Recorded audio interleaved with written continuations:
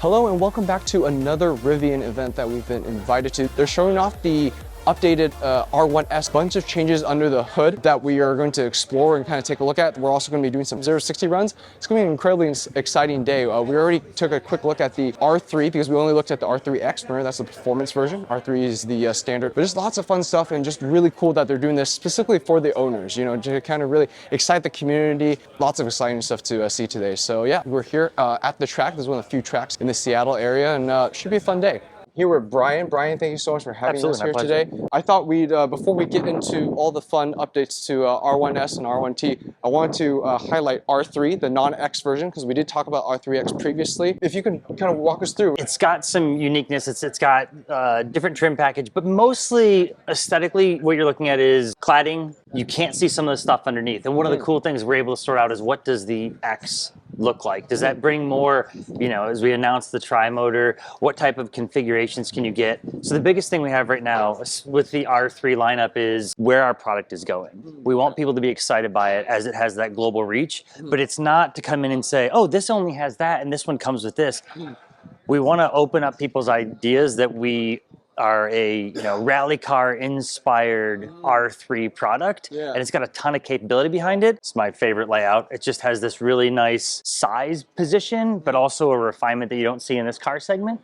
Or something that is much more in the wild child. It's the bright colors, it pops. It's the one, and you guys will see this later today as people come in to our event here. Everyone will gather around the R3X. I'm biased, I like this one a little bit better. Yeah, a little bit more subtle. Positioning wise though, is the R3X supposed to be like a little bit more performance, a little bit more, you know, like out there type of trim because when you right? think about performance, you have a couple of areas. You have, as you know, in our R1 product, a amazing capability on-road and off-road. And a lot of that depends on, do you want to get the new UHP 0-60 fast tires? We'll talk about that a little bit with the R1. Or do you want the 20-inch off-road, especially in your quad motor, that capability? In this case, looking at more of that off-road space and definitely on-road capability, but both of them very much daily driver capable usage. Well, where do you see this positioned in the market in terms of like other vehicles similar to it? It gives us a family between the 7-passenger, the 5-passenger with lots of storage space in the R2, and then something that is, it's more compact. It definitely is a global vehicle, but I think even in North America for that, I want to get into an EV. I've never owned a vehicle. I'm kind of moving out on my own, or I'm a, post empty nester. I just need something small to get back and forth to work. It fits both of those segments really, really well. Small, easy to drive, but still big on the inside. So really it's about offering, in terms of the whole Rivian family, we're trying to offer as many products as possible to reach as many people as possible. Exactly, right? Exactly. And what these do, the R1 as a halo product, and then the R2 and R3 really branching out to say that we believe there is an electric vehicle that everybody can be a part of, and it's tremendously exciting. I've been with Rivian for a while and seeing our product portfolio grow to bring stuff in that can bring friends and family and other people who think it's out of their range to be able to look at it and go, you know what? I could see myself in this. It's really, really exciting. I think I'm the same way because I generally like smaller vehicles, but I like the idea of what Rivian is doing because I think it's a very unique product in the EV landscape. I think a lot of people right now are hyper focused on let's make something very fast and sporty, and Rivian does do that, but it's the other stuff too.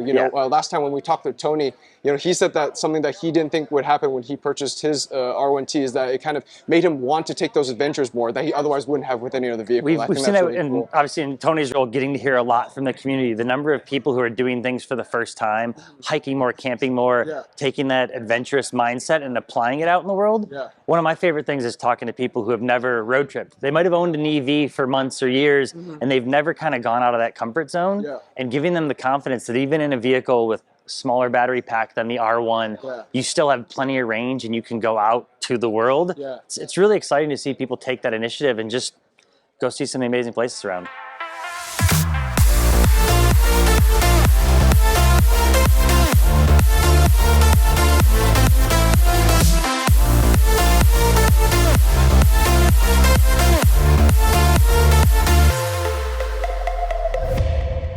All right, so we're back here with Brian. Brian, we just spoke about the R3 a couple of minutes ago. That's the future. Let's take a look at the present. Tell me about this R1S. Well, so this one is also a little bit future because this is Oh. an R1S Quad Motor second generation vehicle. Okay. So this is 1,025 horsepower. It's got some amazing tires. It's also one of my favorite color combinations. This is your storm blue exterior with a slate sky interior. This is a to come soon. We've just released our Gen 2 product, so the dual motor, dual performance, tri-motor, and then this as the Halo Quad. Okay. You can tell it's a quad for a couple reasons. We've got the Laguna Blue calipers, and if we go around the back, I'll show you one of my favorite little things, and then we'll get into the uniqueness of the Gen 2. With the quad, you have our friendly gear guard being blown in the wind because the vehicle is so fast. Okay. So amazing. It's got blue on some of the logos as well, but a couple of small design touches to really make that quad just stand out in the fleet. If we start with what is unique on this car, aesthetically, if you look at it, there's not a tremendous difference. The lights are different, the handles are different, the mirrors are different. Stuff that is fairly subtle. The benefit of this vehicle is all under the skin. It is a complete revamp of the brain, the electrical architecture of the vehicle. So this is what we call our next generation of ECUs. It's the stuff we've designed in-house. It's actually part of what made Volkswagen so excited to work with us. But it's our software, our modules, a zonal controller system. We've reduced a tremendous amount of electrical wiring on the vehicle.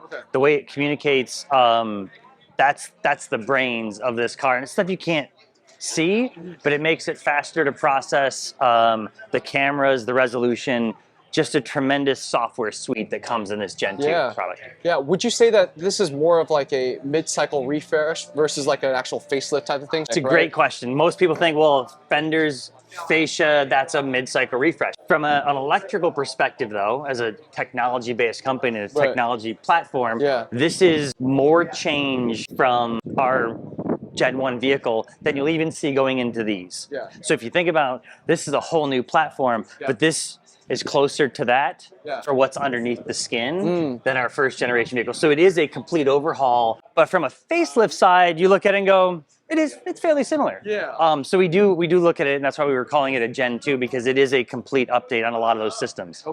Other stuff that you don't see, our body structure, for example, we took weight out of the battery pack. We went from some big extrusions to a high pressure die cast, better weight, better structural integrity, able to build more flexibility into that and still maintain that same top safety pick standard. So a lot of stuff that did change that we wanted to make sure, and as we build out, we want to make sure that the look stays, Rivian. And so that's why the headlights, the main aesthetic is still consistent. Of all the changes that were made, how many were made because engineers said we need to figure out a better way to do X, Y, and Z, versus how many were actually from the customer side? They said, well, we noticed that this isn't quite to our liking. How can you improve this experience from us? Yeah, how many of those changes? It's a great question. And one of the nice things with the software capable vehicle is we can continue to bring some of those customer feedback through the vehicle pipeline. I remember when I got my R1T, I couldn't see tire pressure on it.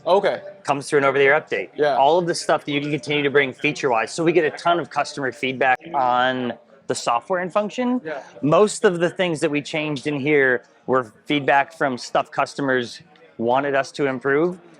We've got a better roof glass with the electrochromic, the tinting when you turn a button on. So some of those things that we knew were customer frustrations that we wanted to address, but for the most part, we're saying we need to build a vehicle that is better and is easier for us to build in our factory and easier for us to service in the field. Battery pack, for example, if we do have to service some of the high voltage connections on the battery, we can do that now without dropping the whole pack. So a lot of those things which customers don't go, hey, your vehicle, can you make battery service reduced? But they do have frustration with our service centers. And so trying to address those needs through engineering solutions brought a lot into the product. The customer might not understand from an engineering perspective what they're looking for. They just want a quicker service time. But then you think, okay, that means servicing needs to be more efficient. The way it's designed needs to be more efficient. And we do this with everything from a vehicle design from the ground up. At the very beginning, we start with user stories. And we say, well, what is the user need? Well, they need to be able to get into the car. And so we're looking at what is the best way to do that. And so we've upgraded from our BLE sensors to basically a much higher functioning system. So you get better response from your mobile app. So when you walk up to the car, you're not moving it from your back pocket to your front pocket. It's more responsive. And so taking those frustrations, tying them to user stories and tying to a better feature suite that you might never know what's happening, but you appreciate how easy it is to use. That was core at everything we did here. From the beginning, what you see here are new headlamps, the biggest aesthetic change with it, and you can compare this to some of the first generation vehicles. The Stadium looks very similar. Across the light bar, you see a more sleek design, and underneath here, I can indicate charging status. There's a 10, 20, 30. There's increments. Yeah. I can also use this as an RGB feature and do some stuff like hazard warning. One of the other cool things is now we have a Darkout package. Okay. So you asked about customers coming in and say, the number of people who are like, I love the R1S, but the chrome, do you need the chrome? Yeah. So now the Darkout package has dark features instead of the chrome. Okay. So subtle, and it's a trim option, but gives you some of that unique functionality. You also might have just seen, because I opened the lift gate, the turn signal is now here. Okay. So one of RJ's pet peeves, when you turn on the turn signal, all of this iconic light dims. But now we took the turn function out of here, as an engineering decision, this can maintain its brightness, and the turn is in the lamps and down here. A couple of small changes that you'll notice. So we still have a large front storage volume. We now have a different partition, which allows us to store stuff. Package our updated power electronics compressor and some storage bins here. Mostly the same suspension, but one of the things that we were able to do is on the R1S specifically, make some modifications to the rear end. It's different than the R1T. And so we're looking at a much better ride and handling vehicle than our Gen 1 product as well. So taking some of those and taking your base architecture and looking at it from customer feedback, from even our engineering requirements, and continuously improving the product. So again, you don't see it. Everyone I've been in the car with is like, wow, this is much quieter than what I have at home, which is a testament to that small, the body joining, the ceiling strategies, all those things. Again, this is the 22-inch UHP high-performance wheels. We developed this compound with Michelin. So there is a little Rivian RIV on there.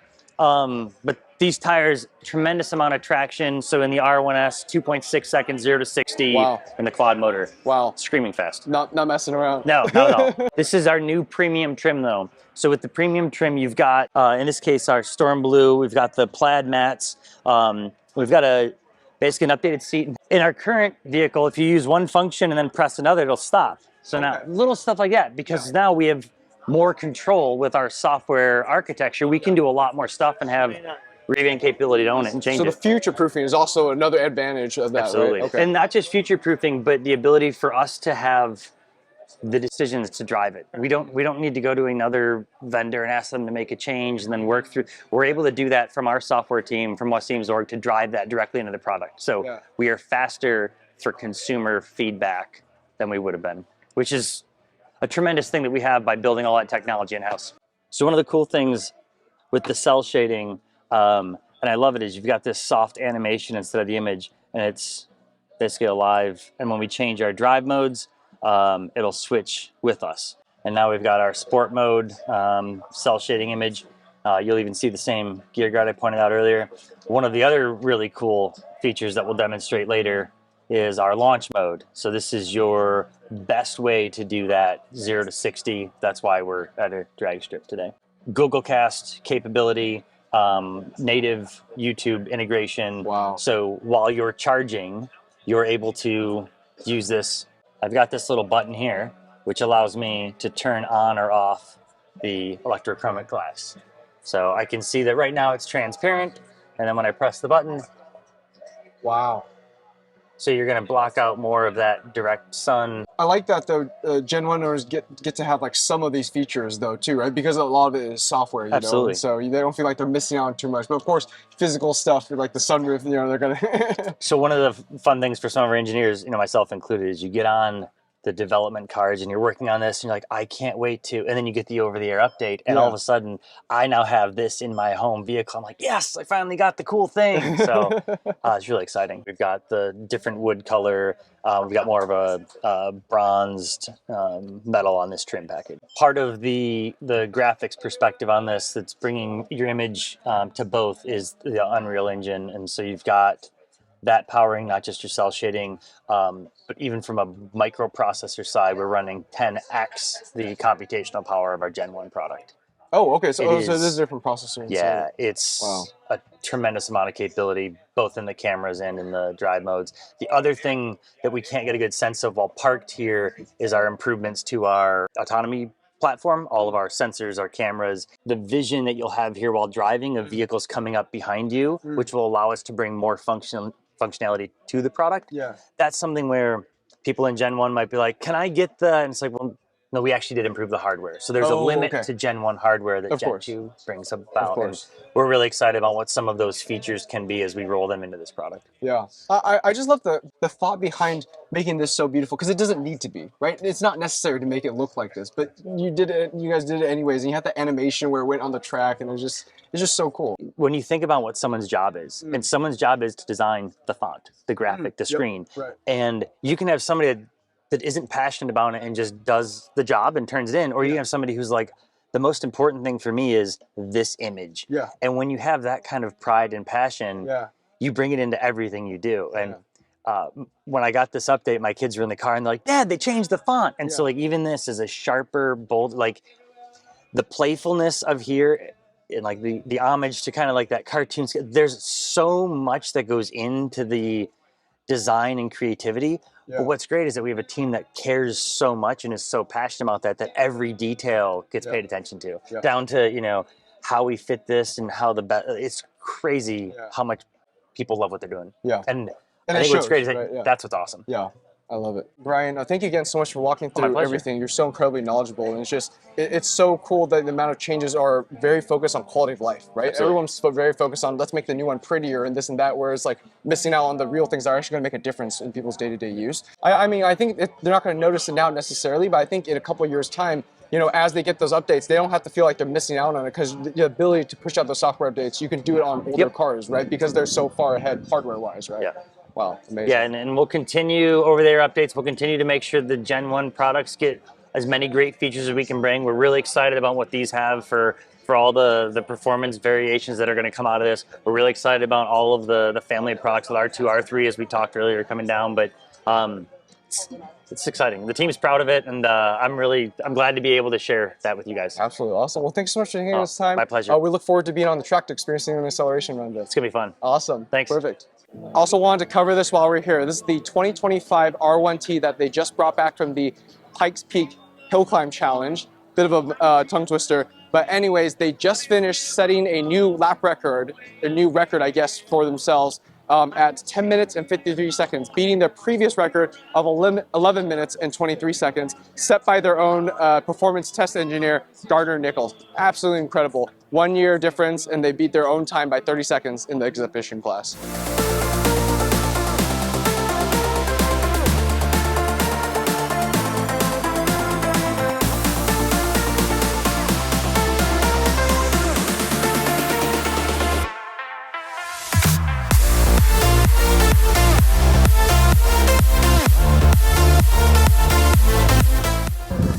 Tell you over. Yeah, there you go. All right. And then if you click on this button, it's going to give you a countdown. Okay. And you can 3, 2, 1, and then you can launch. Excellent. Andrew, you ready? I'm all set. All right.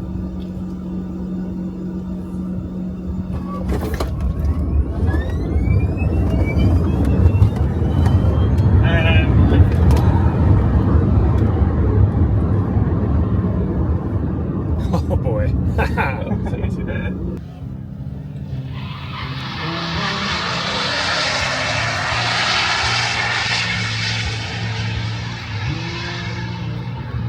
Wow, 2.57. 2.57, 60. That's your reaction time. That's after the 3, 2, 1. How quickly were you? That is the one that doesn't race. 0.6 seconds. Yes. The peak G-force and the top speed that we hit. Wow. That's impressive though, right? Because it's like literally anyone can do it with an EV. Like it just. That's so. It took everything to not lift, because I don't know like how well, you know how aggressively it brakes or anything like that. I was trusting your braking pads. I'll line it up for you. Yeah, that's awesome. Put it this way, the gimbal is crooked now. There's enough G-force to bend the gimbal. All right, post-launch commentary. Pretty incredible. Not the first time we've done 0-60 that quickly, right? You know, since we both came from Tesla, we've messed around with Ludicrous Plus before. You know, that car was doing 0-60 well under 2.5 seconds, but it's different in a truck. The sensation is completely different. Launch was incredible. I tried really hard to keep my foot down at the very end. I want to get the best time possible. We ended up doing, what was it, Andrew? A 2.57 to 60 and top speed of 97 miles an hour. Man, I should have, second run, I could have gone 100 miles an hour. But yeah, super incredible what they're doing. What a time to be alive, right? Like a pickup truck is doing 0-60 in 2.5 seconds, right? Like way quicker than, you know, most supercars, hypercars, all of that. Just incredible what they're doing. You know what's really funny is they were actually racing the Amazon delivery trucks earlier, which is really funny. But final thoughts on everything.